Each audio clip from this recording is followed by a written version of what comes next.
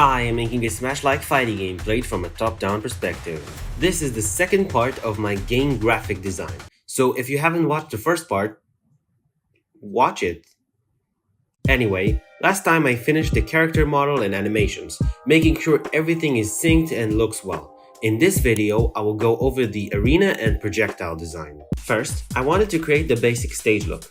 I switched to a dark theme even while testing my player model to get the general idea of how the game will look in the end. It looked okay, but could be better.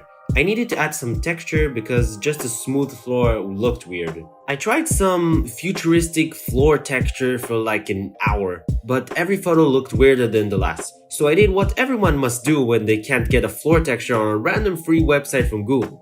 I gave up. In the end, I worked based on a simple hexagon design. I also added a normal map to add a height effect. It does not show much, but hopefully lighting will make it look nicer. I also needed to work on the projectiles. The simple colored sphere wouldn't cut it. I worked on a bunch of weird designs, but ended up on a YouTube tutorial for a fireball. Desperate for any lead on what the shot should be designed and how to implement it, I followed this tutorial and ended up with this design. I saw a comment on a video a while back suggesting me to create a fireball ability, so it could be nice. But when I showed it to my friend, he told me that the shot, which is coded to freeze opponents and then launch them at high speed, should be electricity and not fire. Sorry, random commenter, your sacrifice will be remembered. Just kidding, I used this shader for the knockback block to make it a sort of lava block. I wouldn't dare to waste a good shader, so then began the hunt for a new shader. I won't bore you with the details, but this is what I ended up with. 2 layers of a noise texture that moves randomly with a darker core circle. Nice, isn't it? Being honest, after this I was a bit lazy with the absorber shot.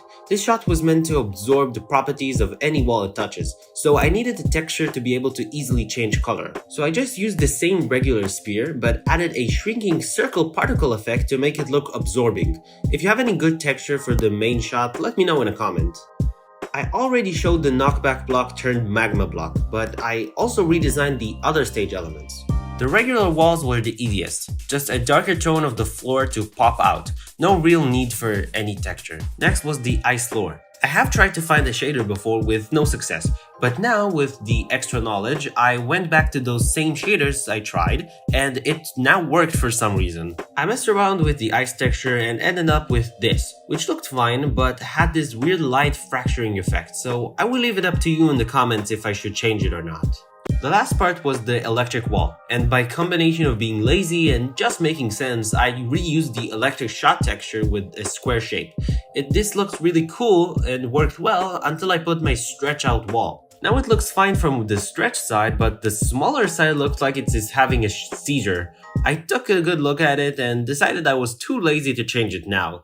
I'll probably will do something at some point. This was a lot, I know. I will probably do a part 3 to talk about the UI and other miscellaneous features. Thank you all so much for watching. Hope you hit subscribe already. Bye!